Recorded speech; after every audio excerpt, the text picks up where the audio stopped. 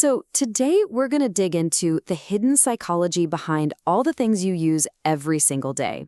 This is all based on Don Norman's classic book, The Design of Everyday Things, and we're going to see why all that frustration you feel with technology, well, it's probably not your fault. All right, let's just jump right in with a question for you. Have you ever felt completely, utterly stupid just trying to open a door?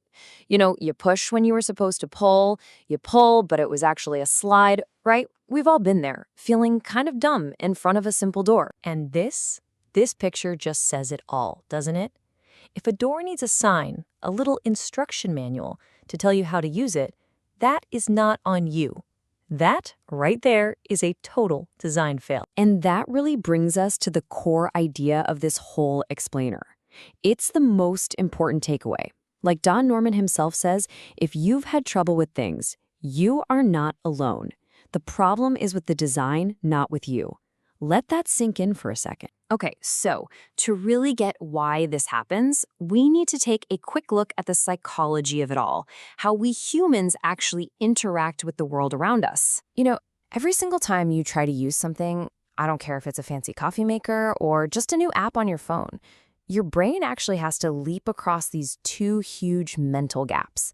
Designers call them gulfs. And these two gulfs, they perfectly explain that feeling of confusion. First up, you've got the gulf of execution. That's you staring at a thing thinking, how do I even make this go? And then after you finally do something, you hit the gulf of evaluation. That's the, okay, what just happened moment. A great designer's job is to build a solid bridge over both of those gulfs.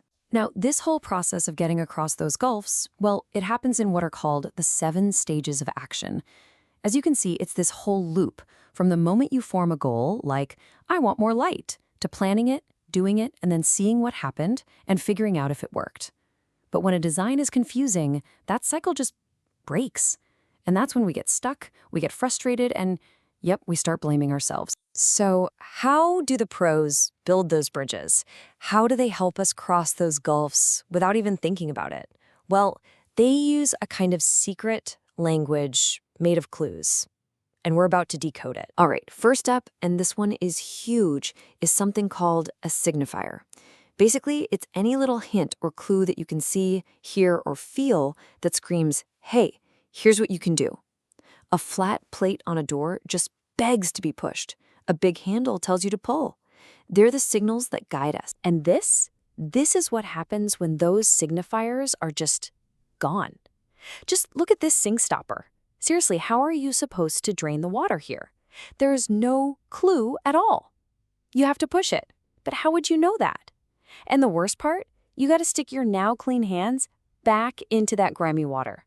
It is a complete and total failure of design. Okay, next up in our secret language is natural mapping. This one's all about how the controls are laid out and how they relate to what they, control. When you get it right, the mapping just feels natural. It's intuitive. You don't even have to think. And oh boy, here is a classic example of bad mapping.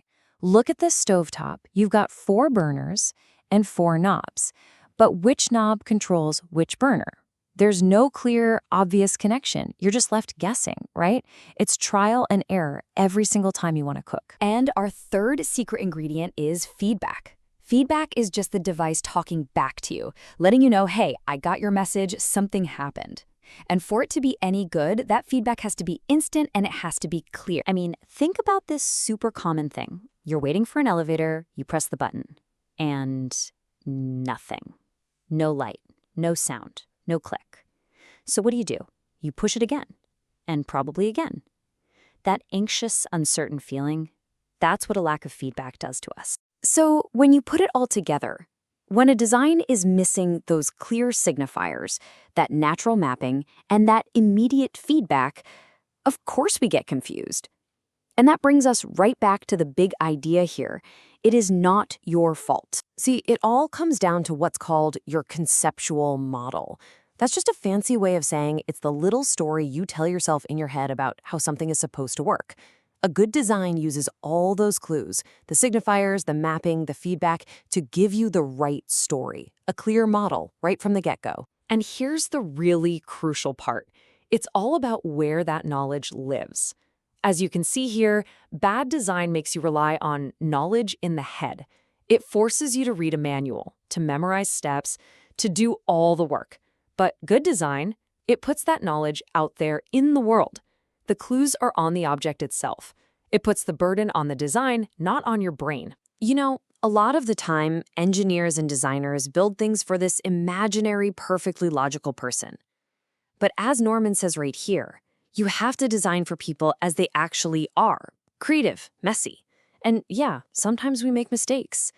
The whole point is that the system should bend to us. We shouldn't have to bend to the system. And here's the really sad part.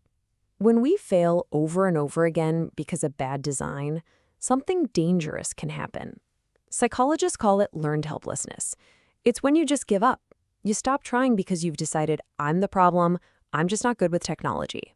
Sound familiar?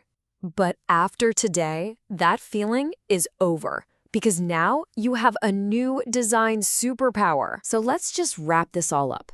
The next time you get frustrated with some gadget or website, I want you to run through this checklist in your head.